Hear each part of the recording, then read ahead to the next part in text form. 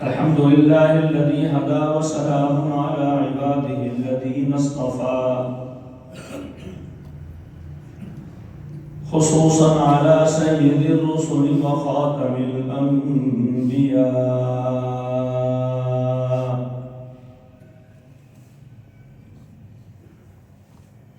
وعلى آله وصحبه الذين هم نجوم الهدى أما بعد فأعوذ بالله من الشيطان الرجيم بسم الله الرحمن الرحيم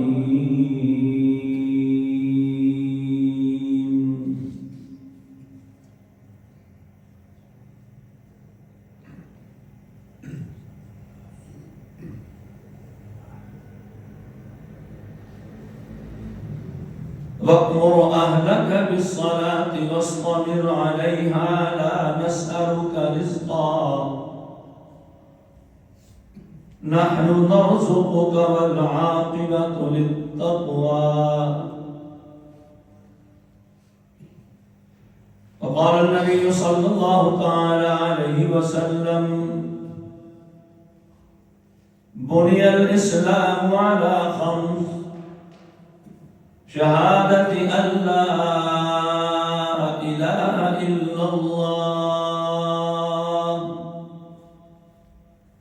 وأن محمدا رسول الله وإقام الصلاة وإيتاء الزكاة والحج وصوم رمضان.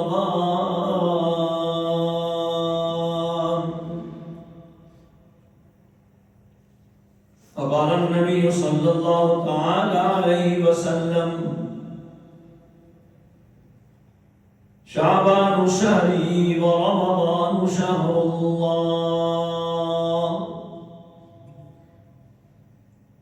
أو كما قال رسول الله صلى الله تعالى عليه وسلم صدق الله العظيم وصدق رسوله النبي الكريم ونحن على ذلك لمن الشاهدين والشاكرين والحمد لله رب العالمين.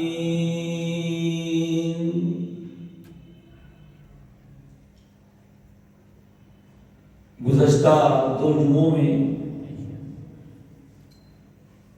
معراج النبی صلی اللہ علیہ وسلم کا واقعہ بیان ہوا.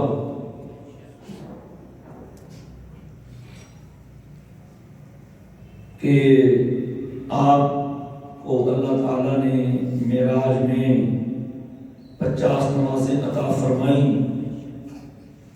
جو پھر حضرت موسیٰ علیہ السلام کے کہنے پر آپ نے اللہ تعالیٰ سے درخواست کی تو اللہ تعالیٰ نے 5 کر کے 45 معاف کر دی اور 5 نمازیں باقی رہ گئی. یہ لے کے آپ واپس تشریف لائے. آپ یہ ساری سیر کر کے انبیاء کی امامت، دیدار خدا بندی، شرف ہم کلامی، 7 آسمانوں کی سیر، اوپر کی سیر، جنت جہنم کی سیر، واپس تشریف لائے تو ابھی رات کا حصہ باقی تھا. صبح فجر کے بعد آپ کا یہ معمول تھا کہ صحابہ میں سے کسی نے کوئی خواب دیکھا ہوتا تو وہ حضور کی خدمت میں آ کے اپنا خواب پیش کرتا، حضور تعبیر ارشاد فرماتے. آپ نے کوئی خواب دیکھا ہوگا، آپ کو ارشاد فرما کر اس خواب کی تعبیر ارشاد فرماتے. کوئی وحی نازل ہوئی ہوتی رات کو، تازہ وحی، وہ آپ فجر کی نماز کے بعد صحابہ کو وہ سناتے. یہ معمول تھا آپ کا روزانہ کا۔ تو شب معراج کی صبح حضور نے یہ سارا واقعہ سنایا کہ یہ رات ہم گئے ہیں،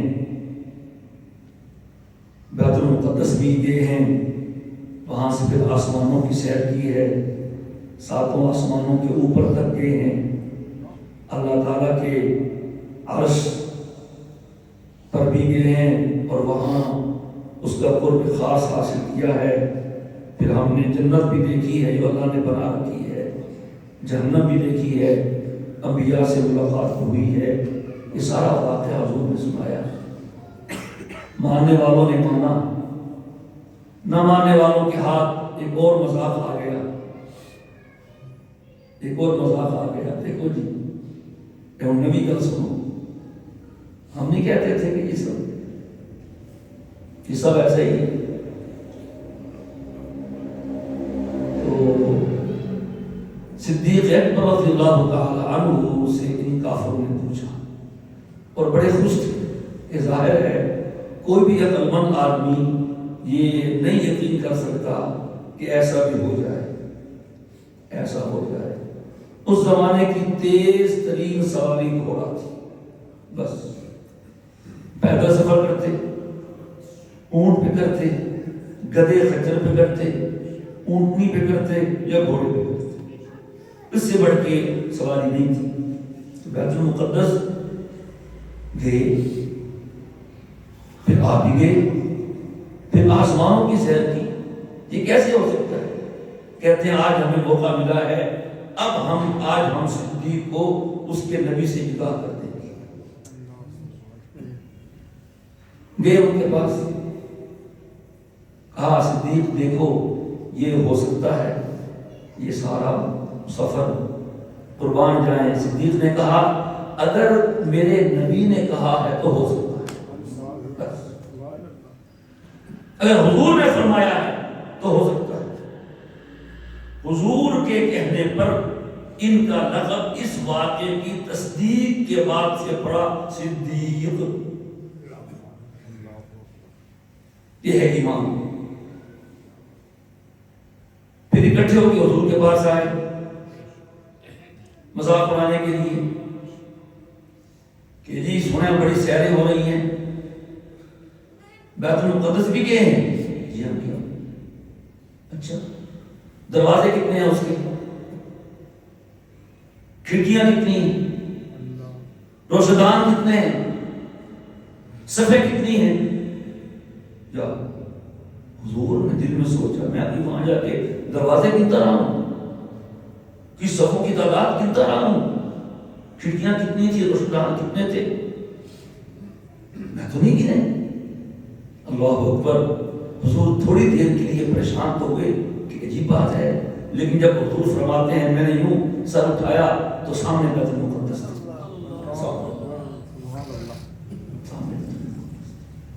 اور میں کہتا ہوں کہ صرف سامنے نہیں تھا بلکہ اللہ نے بیت المقدس کو حضور کے سامنے گھما دیا تھا۔ وہ پوچھتے دروازے کتنے ہیں، گھما کے دروازے سامنے آ جاتے، 12 دروازے۔ وہ سوال کرتے جاتے ہیں، میں موقع پہ دیکھ دیکھ کے جواب دیتا جاتا ہوں۔ ایک صدیق تھا جس نے نبی کی زبان سے نکلنے کی وجہ سے مان لیا، اور ایک ابو جہل کمپنی تھی جنہوں نے دروازے کھڑکیوں کی تعداد سن کر بھی نہیں مانا۔ یہ ماننا اپنے بس میں نہیں ہوتا، اور جب تک چھت والا نیلی چھت والا نہ چاہے کوئی مان کے نہیں دیتا۔ وَمَا تَشَاءُونَ إِلَّا أَن يَشَاءَ اللَّهُ رَبُّ الْعَالَمِينَ۔ كَلَّا إِنَّهَا تَذْكِرَةٌ فَمَن شَاءَ ذَكَرَهُ إِنْ هُوَ إِلَّا ذِكْرٌ لِلْعَالَمِينَ لِمَن شَاءَ مِنْكُمْ أَن يَسْتَقِيمَ۔ یہ تو نصیحت ہے، ہمارا نبی نصیحت ہے نبی کی ہر بات نصیحت ہے، قرآن کی ہر آیت نصیحت ہے۔ ان هو الا ذکر للعالمین لمن شاء منکم ان یستقیم، تم میں سے جو چاہے سیدھا ہو جائے، جو چاہے رخ سیدھا کر لے، جو چاہے سیدھے رستے پہ چلنے لگ جائے، لیکن وما تشاءون الا ان یشاء اللہ رب العالمین، تم نہیں چاہو گے جب تک وہ نہیں چاہے گا۔ ہو گیا۔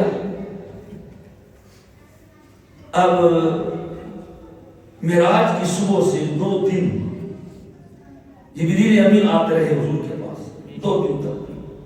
جو مکہ جاتے رہتے ہیں انہوں نے دیکھا ہوگا بیت اللہ شریف کے دروازے کے ساتھ نیچے تھوڑا سا حدیم کی جانب بنیاد میں بڑے بڑے سرخ 8 پتھر نصب ہیں، 8 پتھر۔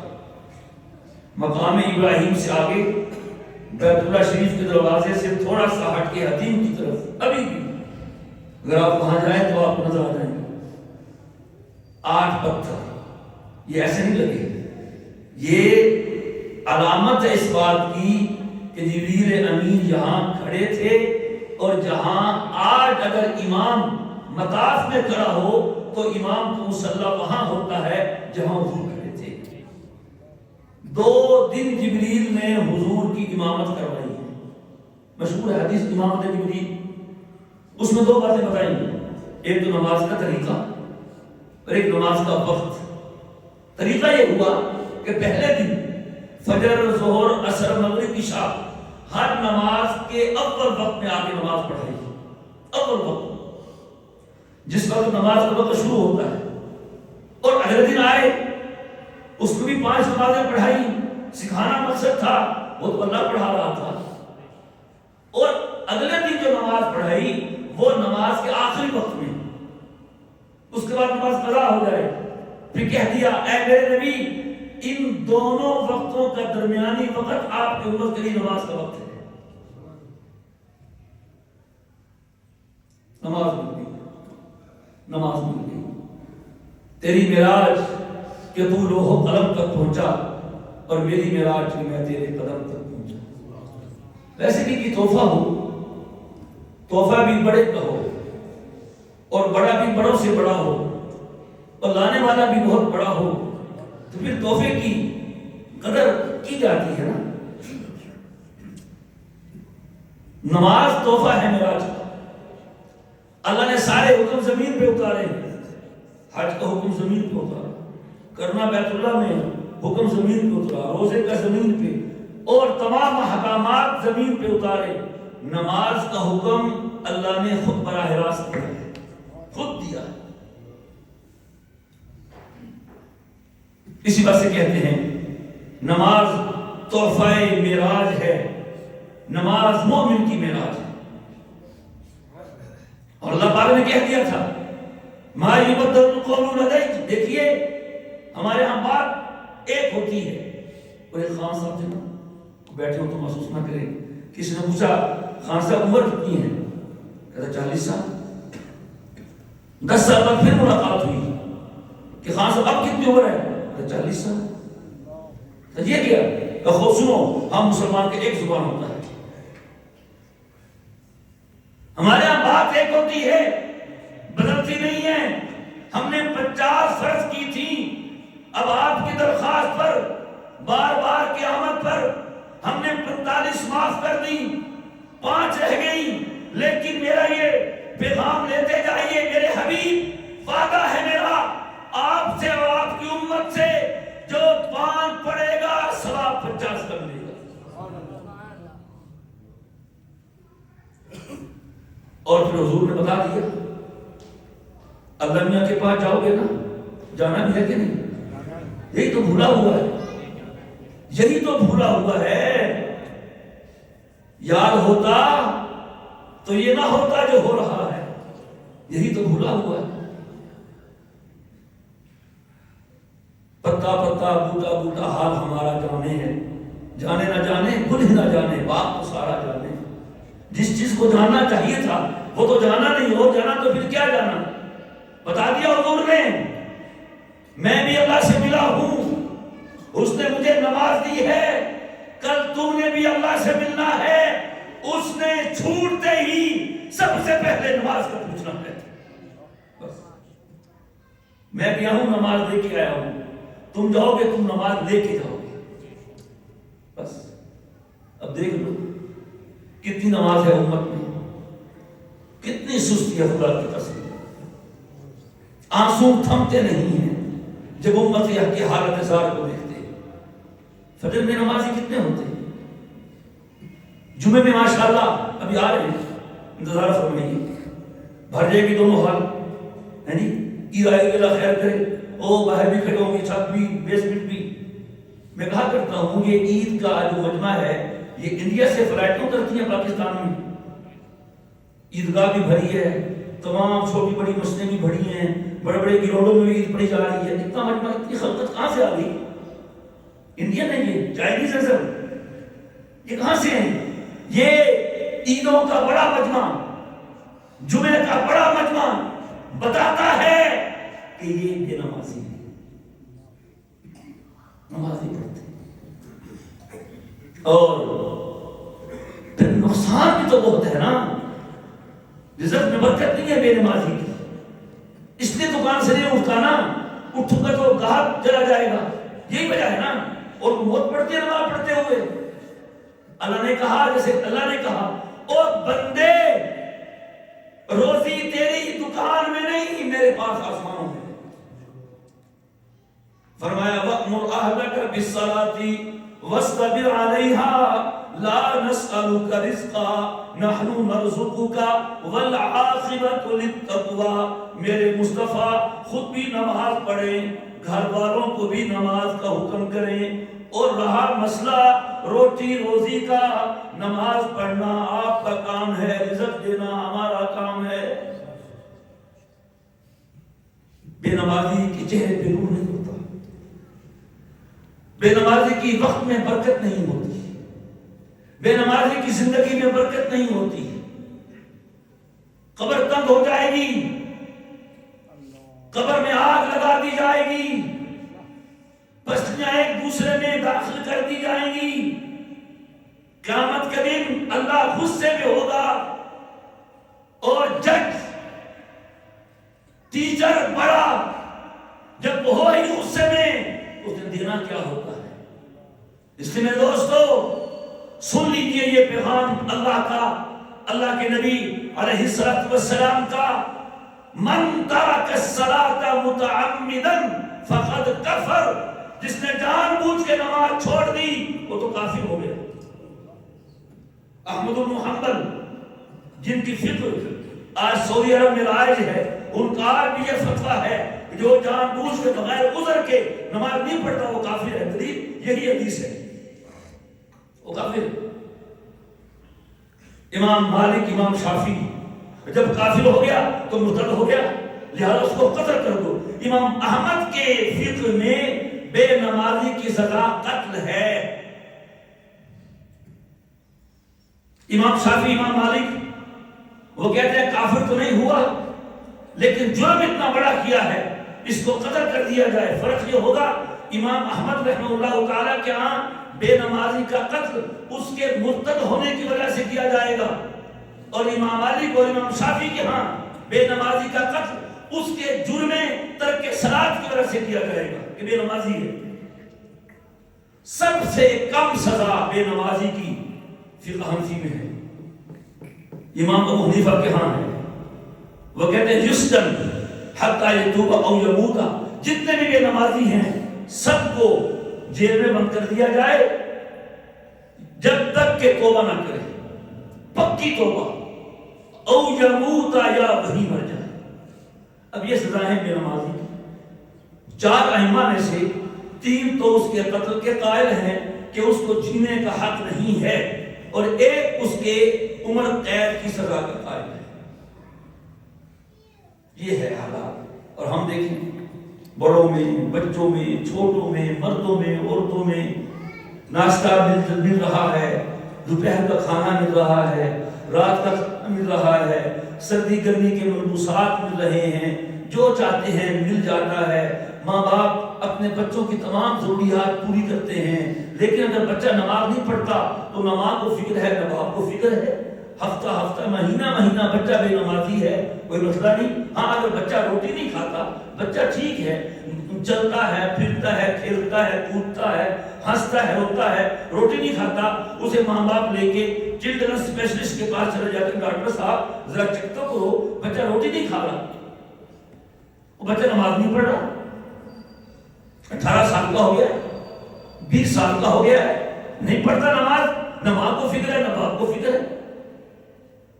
تو نماز کا ہم نے یہ حشر کیا ہوا ہے، اور دعوے ہمارے پتہ نہیں کتنے ہیں، نعرے ہمارے معلوم ہی کیا ہیں، باتیں ہم ارسطو جیسی کرتے ہیں، کام ہم پتہ نہیں کیا کچھ کر رہے ہیں۔ حال ہمارا یہ ہے کہ نماز ہی تو ہماری زندگی میں نہیں ہے۔ اور ہمارا پنجاب، معاف کیجیے گا، پنجاب کا جو صوبہ ہے یہ بے نمازیوں کا صوبہ، اللہ ماشاء اللہ۔ آپ چلے جائیں کے پی کے کے راستے میں مسجدیں آباد نظر آئیں گی، بلوچستان میں چلے جائیں مسجدیں بھری ہوئی ہیں، وہاں بے نمازی کی شرح بہت کم ہے، اور جہاں نمازی کی شرح بہت کم ہے۔ آتے نہیں، آپ کو دیکھ چلے جائیے، سروے کیجیے، فجر کی نماز میں کتنے آتے ہیں، سردی ہو یا گرمی ہو، گرمی ہو تو جناب رات چھوٹی ہوتی ہے، سردی ہو تو جناب بستر گرم ہوتا ہے، اٹھنے کو دل نہیں کرتا۔ تو اس تحفہ معراج کے ساتھ ہمارا کیا حشر ہے؟ ہمیں کوئی تحفہ دے، کوئی موبائل ہی دے دے، ہم کتنا اس کو سنبھال کے رکھتے ہیں، کوئی لینڈ کروزر ہی دے دے، کتنا اس کو سنبھال کے رکھتے ہیں۔ یاد کا تحفہ ہے بھائی، یاد کا تحفہ ہے، کوئی رومال دے دے، زندگی بھر سنبھالتے ہیں، ہم سے 5 نمازیں نہیں سنبھالے گی اور ہم کیا سنبھالیں گے؟ اس لیے سب کو چاہیے کہ ہم اپنا جائزہ لیں، اپنا محاسبہ کریں، بیوی بچوں کا جائزہ لے جا کے ان سے بات کریں، بیٹا نماز پڑھتے ہو، تمہارے ذمہ کتنی نماز ہیں، بیگم سے پوچھیں، اور ڈسکس نہیں کرتے، نماز کا پوچھ رہے ہیں، وہ کہ تو پڑھتا ہے، ٹھیک ہوگا نا کسی کیوں حاجی صاحب؟ بہرحال یہ کریں۔ اور ابھی 2-3 دن کے بعد شب برات بھی آنے والی ہے، 14 شعبان اور 15 شعبان کی درمیانی رات یہ شب برات ہے، اور یہ مبارک راتوں میں سے ایک حدیث میں اللہ تعالیٰ اس رات میں اتنے لوگوں کی بخشش کرتے ہیں جتنے کہ قبیلہ بنو کرب کے بکریوں کے بعد ہیں۔ ہم تو مائل مکرم ہیں، کوئی سائل ہی نہیں، راہ دکھلائیں کسے، کوئی رہنمے منزل ہی نہیں، اس کے الطاف تو ہیں عام شہیدی سب پر، تجھ سے کیا ضد تھی تو اگر کسی قابل ہوتا، منا لے اس کو، روٹ رہا ہے لیکن پھر بھی رحم کم نہیں کرتا ہے، ناراض ہے روٹی پھر بھی دیتا ہے، غصے میں ہے زندگی پھر بھی دے رکھی ہے۔ آئیے رمضان کے آنے سے پہلے اپنے روٹھے ہوئے رب کو راضی کر کے پھر رمضان میں داخل ہو۔ 15 رمضان کا روزہ بھی مستحب ہے، شعبان کا روزہ ویسے مستحب ہے، اور ایام 20 میں سے بھی آتا ہے، اور نبی کریم علیہ السلام کی سنت ہے 15 شعبان کا روزہ رکھنا چاہیں بہت اچھی بات ہے، وہ رکھیں، بس ابھی سے رمضان کو اپنے اوپر سوار کر لیں۔ حضور نے فرمایا شعبان میرا مہینہ ہے، رمضان اللہ کا مہینہ ہے، کہ اللہ نے تو رمضان میں حکم کیا روزے رکھو، شعبان میں میرا طریقہ ہے، میں شعبان میں روزے رکھتا ہوں۔ اللہ تعالیٰ ہمیں نمازی بنا دے۔ اگر نماز نہیں ہے تو کچھ نہیں ہے۔ حضور نے بہت طریقوں سے سمجھایا، فرمایا مفتاح الجنت الصلاۃ ومفتاح الصلاۃ الطہور، جس طرح وضو نماز کی چابی ہے اسی طرح نماز جنت کی چابی ہے۔ چابی لاؤ گے تو گیٹ کھلے گا، کوئی کہ میں توڑ لوں گا تو تیرے ہاتھ ٹوٹ جائیں گے، جنت کا دروازہ نہیں ٹوٹے گا، اس کا تالا نہیں ٹوٹے گا۔ اگر چابی ہے تو جنت میں جانا ہوگا، اگر چابی نہیں ہے، اس واسطے ہمیں چاہیے ہم اپنا خیال رکھیں، اپنی زندگی کا، اپنی قبر کا، جہنم سے اپنے آپ کو بچائیں اور جنت میں جانے کا راستہ اختیار کریں۔ وآخر دعوانا ان الحمد للہ رب العالمین۔